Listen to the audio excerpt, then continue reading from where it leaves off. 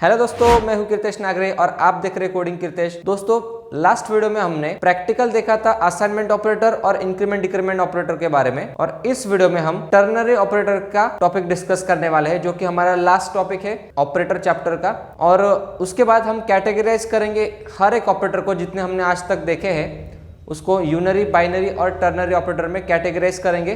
तो आइए देखते हैं आज का वीडियो। देखिए, अभी टर्नरी ऑपरेटर किसको कहते हैं वो हम एक बार जान लेते हैं। इसके पहले भी आपको मैं बता चुका हूं, तो हम टर्नरी ऑपरेटर किसे कहते हैं ये एक बार जान लेते हैं।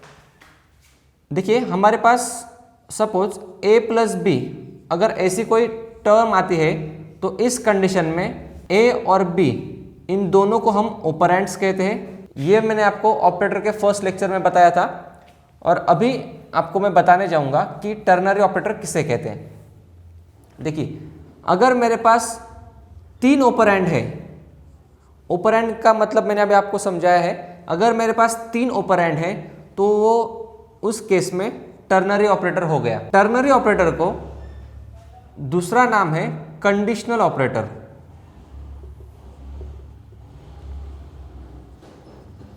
ठीक है, तो अभी इस कंडीशनल ऑपरेटर का सिंटैक्स हम देखेंगे एक बार। उसका सिंटैक्स है A is greater than B question mark A colon B। अभी ये हमारा कंडीशनल ऑपरेटर का सिंटैक्स है। इसको हम कैसे रिजॉल्व करेंगे ये एक बार जान लेते हैं। देखिए, फर्स्ट ऑफ ऑल यहाँ पर आपकी कंडीशन चेक होगी। अभी इसको कंडीशनल ऑपरेटर को टर्नरी ऑपरेटर ही क्यों बोलते हैं, क्योंकि देखिए यहाँ पर मुझे क्या है, 1, 2 और 3 ऐसे तीन ऑपरेंड्स मेरे पास है, इसलिए इसको टर्नरी ऑपरेटर बोलते हैं। अभी मैं सबसे पहले क्या करूंगा, ए और बी की कंडीशन चेक करूंगा। तो ए और बी की कंडीशन चेक करने के लिए मैं इंटीजर में ए को 5, बी को 6 वैल्यू असाइन कर देता हूं। अब ये वैल्यू असाइन करने के बाद ए इज ग्रेटर देन बी, मतलब क्या, 5 इज ग्रेटर देन 6। ये मेरे पास फिलहाल कंडीशन है, और इस कंडीशन को कंपेयर करने के बाद जो मेरा आउटपुट है वो इन दोनों में एज अ स्टेटमेंट के फॉर्मेट में जाएगा। तो देखिए, यहाँ पर सबसे पहले कंडीशन चेक होगी, a is greater then b, मतलब क्या, 5 इज ग्रेटर देन 6। अगर मेरी ये कंडीशन ट्रू है तो a प्रिंट होगा, और अगर ये कंडीशन फॉल्स है तो b प्रिंट होगा।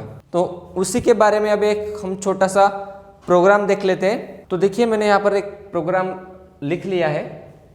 सबसे पहले मैंने एक हेडर फाइल इंक्लूड कर ली। उसके बाद देखिए, ये प्रोग्राम हम डेव C++ में रन करने वाले हैं, इसलिए मैंने यहाँ पर एक ही हेडर फाइल लिखी है, स्टैंडर्ड लाइब्रेरी फाइल।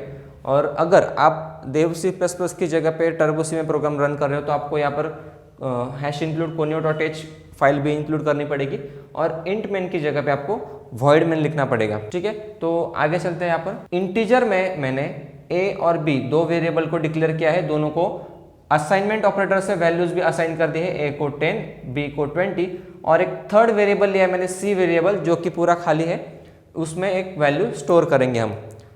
तो एक सिंपल प्रिंटफ मैंने यहाँ पर डाला है, वर्किंग ऑन कंडीशनल ऑपरेटर, क्योंकि मैं कंडीशनल ऑपरेटर आपको एक्सप्लेन कर रहा हूँ। एज पर द सिंटैक्स मैंने यहाँ पर एक फॉर्मूला लिखा है, c = a is greater then b, मतलब a और b दोनों को मैंने कंपेयर किया है, और कंपेयर करने के बाद अगर a में 10 वैल्यू है और b में 20 है, ऑब्वियसली मेरी जो ये कंडीशन है वो फॉल्स हो जाएगी। और अगर मेरी कंडीशन फॉल्स होती है तो मेरा आंसर b मतलब फॉल्स प्रिंट होगा, और फॉल्स प्रिंट होने के बाद जो मेरा आंसर है वो C में स्टोर हो जाएगा। क्यों?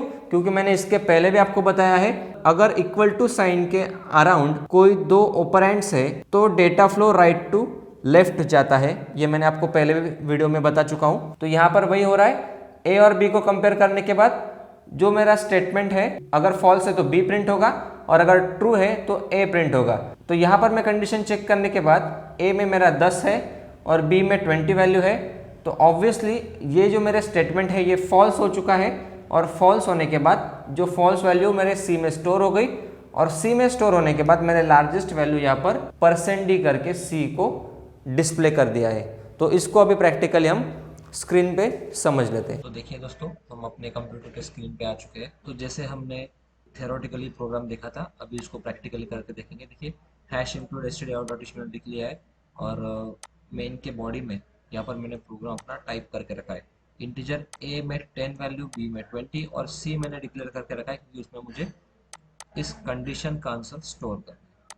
प्रिंटफ में मैंने खाली लिख के रखा है वर्किंग ऑन कंडीशनल ऑपरेटर, और यहाँ पर मैं मेरा और यहाँ पर मैंने अपना मेन सिंटेक्स लिखा है C equal to A is greater than B question mark A colon B, और जो भी मेरा आंसर होगा वो सी में स्टोर होगा और उसको मैंने स्टोर कर दिया है यहाँ पर। तो इसका फाइनल आउटपुट देख लेते हैं एक बार। देखिए मैंने इसको कंपाइल एंड रन किया। देखिए वर्किंग ऑन कंडीशनल ऑपरेटर ये अपना प्रिंटफ था। उसके बाद लार्जेस्ट नंबर इज 20 यहाँ पर प्रिंट हो चुका है, जो कि मेरा लार्जेस्ट नंबर ऑब्वियसली यहाँ पर 20 ही है। तो इस तरह से कंडीशनल ऑपरेटर मतलब टर्नरी ऑपरेटर वर्क करता है। तो मिलते हैं